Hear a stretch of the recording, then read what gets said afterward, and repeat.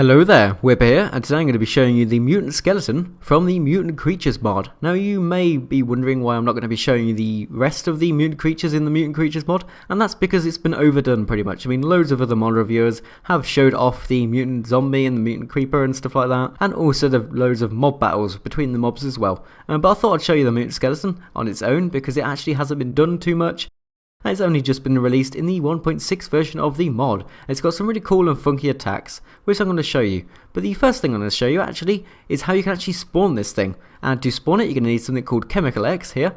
And then to craft this, you're going to need 4 bits of obsidian surrounding a water bottle. And then you craft yourself some Chemical X. And then if you place down a skeleton or find a skeleton naturally generated in your world like that, you can splash it with a chemical like that. And then you can see it's got some particle effects like skulls surrounding it, and then it's got like a 1 in 2 chance of turning into a mutant skeleton, like it has in this case. And now I'm just going to show you the first way of actually defeating this guy, which is using melee only. I'm going to do one with melee only and one with a ranged bow. So yeah, that should be quite interesting. But here we go. The first attack he's just shown you now is the Constrict attack, which basically just throws you in the air and gives you loads of fall damage, as well as some contact damage. And now that attack is the multi-shot attack, where he just flies in the air and fires down 6 arrows at you, which is really hard to avoid. Just going to splash some healing potions.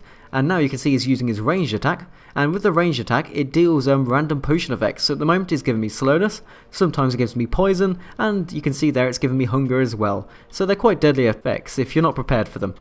They can really get your health down to a significantly low amount, and that's why I've got loads of splash potions of healing. I'm hoping now he's going to do the, there we go, he's done that attack there, which is the melee attack, which pushes you away. So he can use the range attack on you like that. So he pushed me away and then used his range attack, which is kind of like a little combo. And then again he's used his Constrict attack to push me away and throw me in the air and give me loads of fall damage, which is not very good. But this guy actually has 75 health, so it shouldn't take too many hits with a diamond sword to kill him. So it's probably about 10 or 12 hits maybe with the diamond sword, and you can see he keeps pushing me away, and then he's probably going to use his ranged attack now. Yeah, there we go. I love the way it combos it, so he doesn't only use like attacks on their own randomly. He sometimes combos it, so he pushes you away, then uses his ranged attack. But in this case he's used his multi-shot attack, and I really need to heal up here, otherwise he's going to kill me. But let's just try and finish him off now. I've shown you all the different attacks he does. I think the worst part of fighting this guy is that fact that you can just get random potion effects on you, which is not very helpful for the battle. Random slime. But anyway, when you kill him, he like shatters into loads of body parts, then explodes, and they scatter everywhere around the floor. And then to pick up these body parts, you can just right click on them with anything in your hand, it doesn't really matter what, like that. And then you can pick up the body parts, and these body parts are used for other crafting recipes. So you can pick up some ribs, and some of his legs maybe, and also his head. And the head can actually be worn on its own, like over here. We can just collect that. Oh wait, where is his head? Okay, this guy has not dropped a head, it appears. Nope. Oh, there it is. Boom. So we've got this head now, and I can put it on and wear the head. And now I kind of look like a mutant skeleton, but yeah. So he drops his like body parts, and then you can pick them up. But you do have to be careful when it explodes when he dies, because say if you've been very close in the battle and he's got you down to like half a heart, when he explodes he will pretty much kill you because of the contact damage of the bits of his skeleton. So yeah, be careful with that. You need to make sure you've got enough health left when you kill him, that he doesn't kill you after his death. Like a kill after he's died, that's probably not a good thing. But next up, I think I'm going to fight the mutant skeleton again, but this time I'm going to only use my ranged weapon, which of course is the bow. So we're just going to spawn this guy again, and this time I'm going to only use the bow. And in this case, the melee attack he uses, where he pushes me away, is actually very handy, because it enables me to get loads of shots off without having to worry about him doing a Constrict or a melee attack. But there we go. You can see he's getting quite close to me, and oh, okay, I missed the air shot there. It just bounced off him, did you see that? And again, it bounced off him. I don't like when the arrows bounce off him. Okay, and whoa, he's doing a lot of those multi-shot attacks at the moment. He's probably noticed that I've used a bow, and he's like, nope, that's not happening.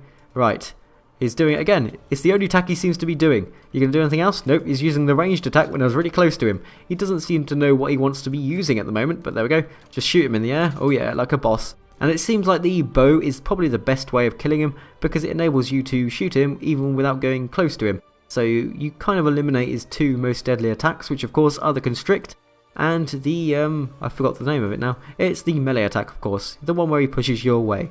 So yeah, by using the bow you avoid those 2 attacks, and the only ones he can use on you really are the multi-shot and the ranged attack. So there we go, we can just pick up the bits, and that pretty much sums up the mutant skeleton. You can just kill him using a melee or bow, or both if you really want to be adventurous. So I think next I'm actually going to be showing you the mutant skeleton armor, how you can craft it and what it does. So first up I'm going to be showing you what it looks like. So you can see here, I look kind of like a skeleton or a mutant skeleton. I've got a massive lower bone jaw there which sticks out over the top of my actual top of my skull. And then I've actually got some rather fetching leather shoulder pads.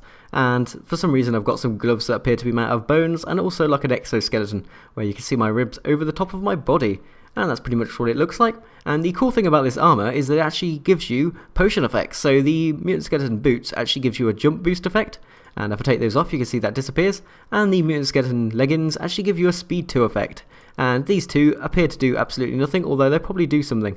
Actually, I do need to mention that when you have the mutant skeleton's helmet equipped, when you shoot mobs that are in the air, it actually does double the damage. However, there is a downside to this. When the mobs are actually on the ground and not in midair, they'll only do half the amount of damage, so it's kind of like a win-lose situation. But it could be good when you're fighting mobs that are airborne. Then again, the only airborne mob is the Ender Dragon, so I suppose you could use it when fighting the Ender Dragon to do double the damage while hitting it with a bow. But that's pretty much the only use I can see for it. I mean, you could use it during the mutant skeleton battle when it does those flying attacks like the multi-shot attack. You could shoot it in the air, but then again, when you're hitting it when it's on the ground, you're going to be doing half the damage, and it kind of negates the benefits pretty much. But also, there is a small chance that when you fire the bow, it won't deplete the amount of arrows you have remaining. If I was in survival, sometimes the amount of arrows I'd had remaining, like 64 at the moment, wouldn't be depleted, and you get like 3 arrows technically, which is kind of a cool bonus to having the mutant skeleton's helmet on. But next up I'm going to be showing you the extra features of the mutant skeleton's chestplate. So with the mutant skeleton's chestplate equipped, you'll actually charge your bow at 4 times the rate. So you can see here I'm just like firing it rapidly. This kind of reminds me back in Minecraft beta, when you can like spam the arrows like crazy like that, and then easily defeat any mob because you've just got like infinite speed arrows and they just can't get anywhere near you. But then again, if skeletons had that mechanic and they just spammed arrows like that, you'd just have no chance, would you? It'd be insane, you wouldn't be able to get anywhere near them, especially with their new mechanics where they'd like shoot you from long range. That'd be horrible. But yeah, so that's the extra effects of those bits of armor. And then if we go over to this chest now, to actually craft these parts, we're going to start off with the mutant skeleton leggings because it's nice and simple. You're going to need a skeleton pelvis and then 2 skeleton limbs, and then you craft yourself some mutant skeleton leggings. And then to craft the mutant skeleton boots, you're going to need some skeleton limbs, or 2 of them, arranged like that, and then you craft yourself some of those boots. And these drop from the mutant skeletons as you saw earlier, and you just pick them up by right clicking on the parts. But the next one is a 2-stage crafting recipe. Well, actually it's 3-stage when you think about it. So first up, you're going to need some skeleton arms, which you craft using 4 skeleton limbs and 2 skeleton shoulder pads. And then you're actually going to need to make the rib cage out of 6 skeleton ribs, which makes logical sense really. I mean, what else were you going to make a skeleton rib cage out of? You're not going to be able to use bananas, are you? Although they are kind of the right shape, but it's not really going to be very good armor when you think about it with like bananas protecting you. Well, not very good actually at all, is it? And then you need to combine these two like this. You get the skeleton arms above the skeleton ribcage to craft the mutant skeleton chest plate. And then finally, last but not least, we've got the helmet, which is the mutant skeleton helmet, and this just drops as a standalone part from the mutant skeleton, so there's no crafting recipes involved with this thing, which is quite good. And then you can put it all on and look as awesome as I do at the moment. Yes, and I'll just give you a comparison of what the jump boost does. So if I jump now, you can see I jump to like there kind of, and then if I take it off and then jump, you can see it's a lot lower. It's probably like double the distance with the jump boost applied.